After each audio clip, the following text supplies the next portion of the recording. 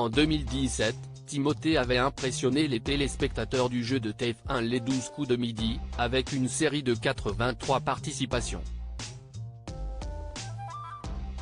Bientôt 7 ans après sa participation au programme de Jean-Luc Reichmann, que devient l'agriculteur ?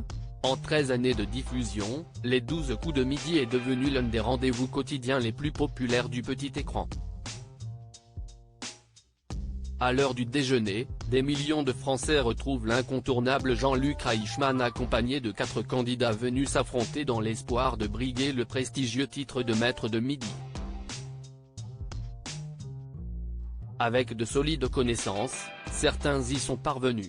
Parmi eux, la championne de midi Céline, le champion indétrôné, Bruno et son second à la tête de 199 participations, Eric. Dans la liste des gagnants qui ont marqué l'émission, on peut compter aussi Timothée Cross. Le candidat fait son arrivée en mars 2017 avant d'être éliminé après 83 participations en juin de la même année, emportant avec lui plus de 350 000 € de gains et de cadeaux. Sur le plateau de TF1, l'agriculteur de Cantouin dans l'Aveyron a brillé par son impressionnante sa culture générale et son incroyable gentillesse, devenant ainsi l'un des favoris du public.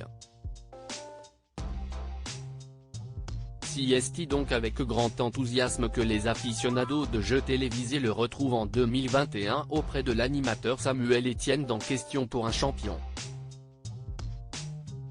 Là aussi, le challenger bat ses concurrents à plate couture et s'illustre en grand vainqueur avant de faire ses adieux quelques semaines plus tard.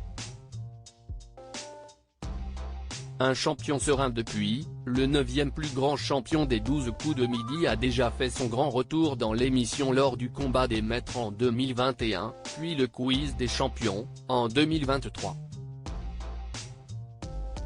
Loin du feu des projecteurs, le redoutable participant remarque que CIST le calme plat côté cœur.